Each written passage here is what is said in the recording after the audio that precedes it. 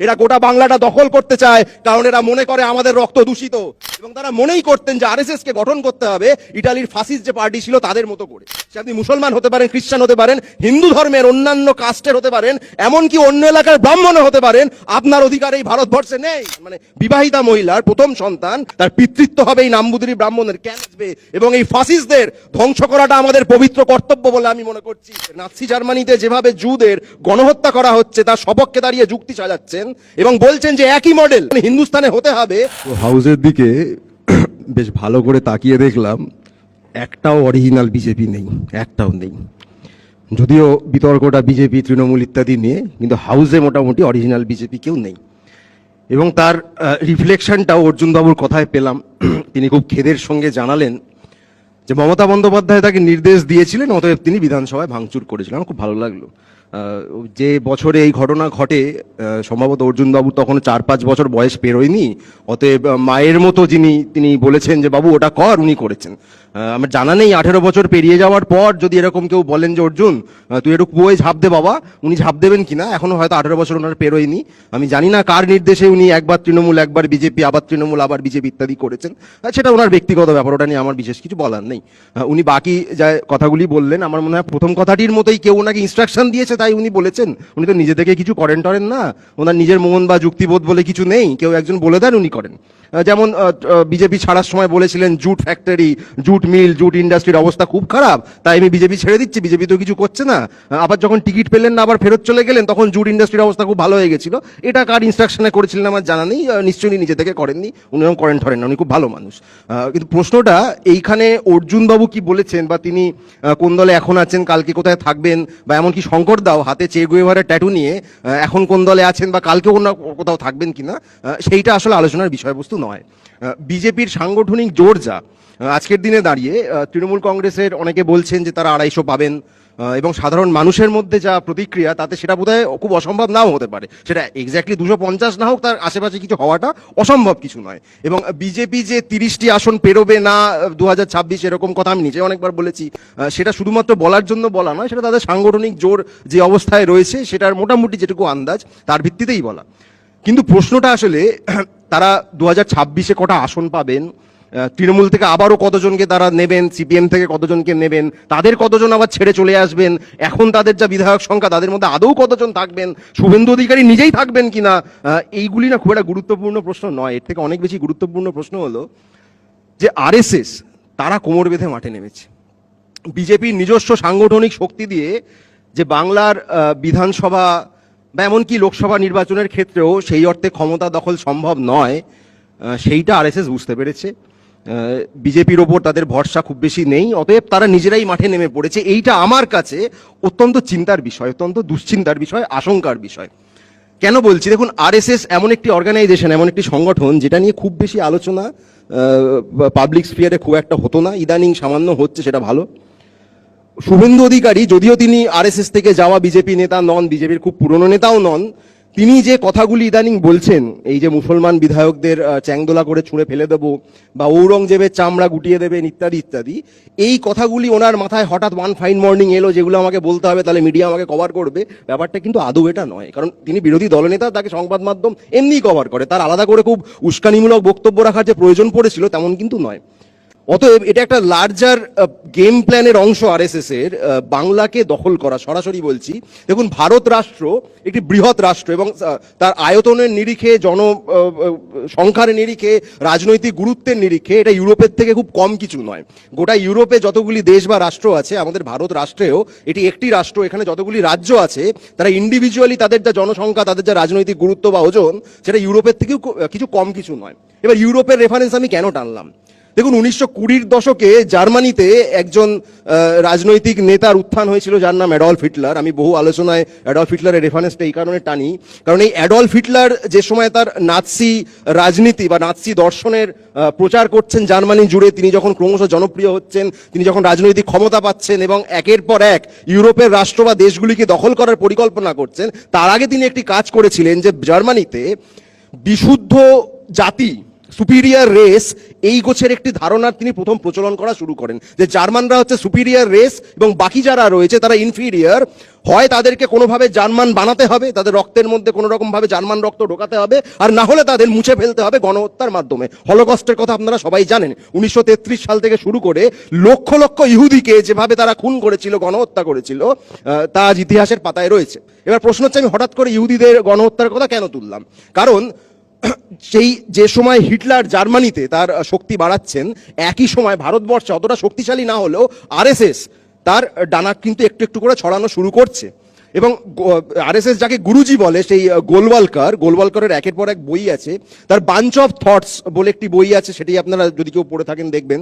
সেখানে ভারতবর্ষের যে কাস্ট সিস্টেম, যে জাতের যে ব্যবস্থা, যে জাতিভেদ প্রথা, সেটার সম্বন্ধে তিনি খুব ভালো ভালো কথা বলছেন। কাস্ট সিস্টেম থাকা উচিত ইত্যাদি, কেন থাকা উচিত এক্সপ্লেনেশন দিচ্ছে, সেটা একরকম। মজাটা হচ্ছে, অর্গানাইজার বলে একটি তাদের আরএসএস এর পত্রিকা আছে, পরবর্তীকালে এটা সালটা হচ্ছে 1961, 2রা জানুয়ারিতে, এটা লিখছেন, এই গোলওয়ালকার লিখছেন যে নাম্বুদিরি ব্রাহ্মণ, অর্থাৎ নর্থ থেকে আসা ব্রাহ্মণ, এটা কেরালার পার্সপেক্টিভে লিখছেন, যে কোনো মহিলা, যে কোনো কাস্টের যে কোনো মহিলার উচিত যে তার প্রথম সন্তান, মানে বিবাহিতা মহিলার প্রথম সন্তান এই ব্রাহ্মণের দ্বারা হবে আর কি, মানে বুঝতেই পারছেন কি বলছি, মানে তার পিতৃত্ব হবে এই নাম্বুদিরি ব্রাহ্মণের। কেন না, তিনি মনে করেন যে এই ব্রাহ্মণরা হলো আসলে সুপিরিয়ার রেস, ভারত জুড়ে এই সুপিরিয়ার রেস এবং বাকি যারা তার ইনফিরিয়ার রেস, এইটা টলারেট করা যাবে না। এবং এই যে টলারেট করা যাবে না, ততএব সলিউশনটা কি, সলিউশন হিসেবে তিনি তার একটি বই রয়েছে, we or hour nationhood defined, এটা উনি 1939 সালে লিখেছেন। গোলওয়ালকারের এমনি লেখাগুলো একটু ছড়ানো ছিটানো টাইপের, খুব কনসাইজ ভাবে লেখা নয়, যার ফলে টাইম লাইনটা অনেক সময় ঘেটে যায়। 1939 সালের এই বইতে তিনি সরাসরি এই নাৎসি জার্মানিতে যেভাবে জুদের গণহত্যা করা হচ্ছে তার সপক্ষে দাঁড়িয়ে যুক্তি সাজাচ্ছেন এবং বলছেন যে একই মডেল এই ভারতবর্ষে, ভারতবর্ষ বলছেন না, উনি বলছেন হিন্দুস্তানে হতে হবে, কারণ আমাদের এখানেও এরকম একটি সুপিরিয়ার রেস আছে, এরকম একটি জাতি রয়েছে যারা বাকিদের থেকে অনেক উন্নত, এবং বাকি যারা, তাদের সঙ্গে একটা ক্রস ব্রিডিং ইত্যাদি করা যায় কিনা, যদি না করা যায় তাহলে তাদেরকেও কোনো না কোনো ভাবে মুছে ফেলতে হবে। এবং তিনি উদাহরণ দিচ্ছেন জার্মানির, এই হলোকস্টের তিনি উদাহরণ দিচ্ছেন। এবার এখানে মনে হতে পারে, ধরুন যারা আপনারা এখানে যদি কেউ থাকেন বা যারা শুনছেন, যারা হিন্দু ধর্মের, তাদের মনে হতে পারে যে ভাই ঠিক আছে, ওই মোল্লাগুলোকে মারবে, আমার কি?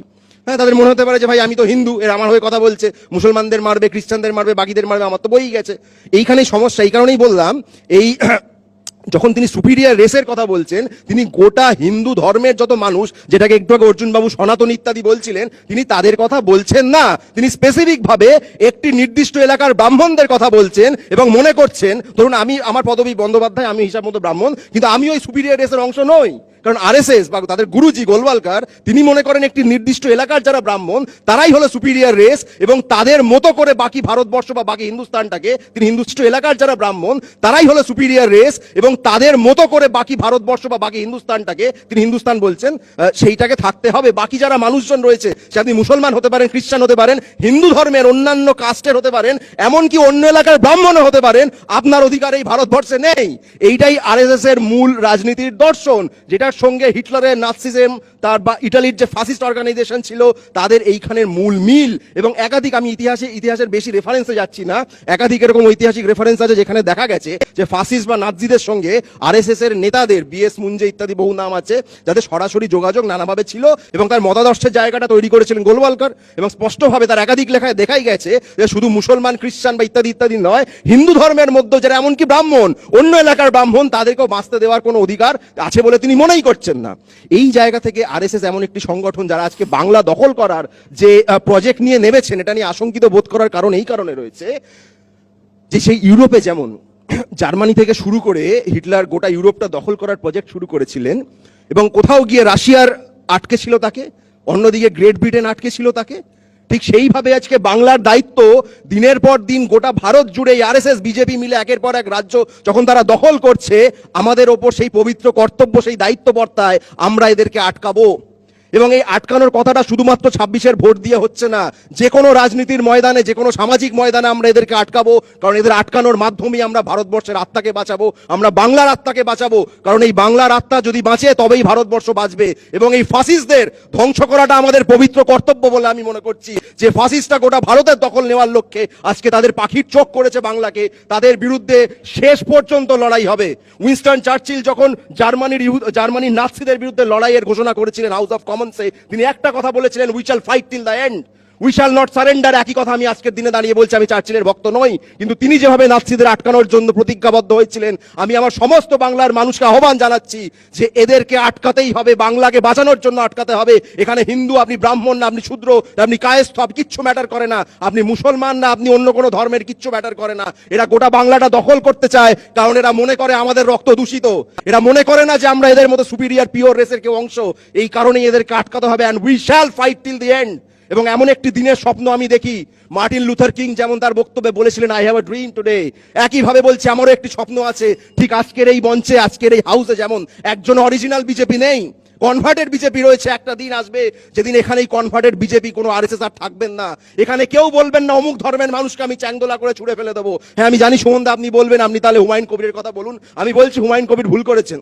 কেন ভুল করেছেন? তিনি প্রতিক্রিয়া দিয়ে ভুল করেছেন। হুমায়ুন বাবু, আপনাকে স্পষ্ট বলছি যে কোনো মুসলমান বিধায়ক তো বহু দূরের কথা, একজন সাধারণ মুসলমানের শুধুমাত্র চুল ছোঁয়ার কথাও যদি এই ফাসিস্টরা ভাবে, মুসলমানরা পাল্টা প্রতিরোধ শুধু করবে না, আমরা করব। আমরা যারা মুসলমান নই, আমরা বাঙালি, আমরা এই বাংলার মানুষ, আমরা মনে করি না ধর্ম দিয়ে বাঙালিকে আলাদা করা যায়। অতএব বিধায়ক তো বহু দূরের কথা, একজন সাধারণ মুসলমান মানুষকেও যদি আপনারা ছোঁয়ার কথা ভাবেন, আমি আপনাদের প্রতিজ্ঞা করছি, এখানে দাঁড়িয়ে কথা দিচ্ছি যে আমাদের যে স্বপ্ন, এই বাংলাকে আপনাদের দখল করতে না দেওয়ার, ভালোবাসা দিয়ে সেটাকে রুখবো, কোনো রকম বল প্রয়োগ করে নয়। হাতে হাত ধরে দাঁড়িয়ে ব্যারিকেড করে আমরা এই ফাসিস্টদের রুখবো। আমরা কোনো রকম আইন ভঙ্গ করে আপনাদের রোখার কথা বলবো না। বিরোধী দলনেতার মতো কোনো হিংসার কথা আমি বলবো না। হুমায়ুন কবিরের মতো কোনো হিংসার কথা আমি বলবো না। একটাই কথা বলবে, এটা সেই বাংলা, যেই বাংলা ভালোবাসা দিয়ে আপনাদের রুখবে। এই ফাসিস্টদের রোখার যে প্রতিজ্ঞা, এই যে স্বপ্ন, একদিন সত্যি হবেই। I have a dream, I have a dream today. ধন্যবাদ।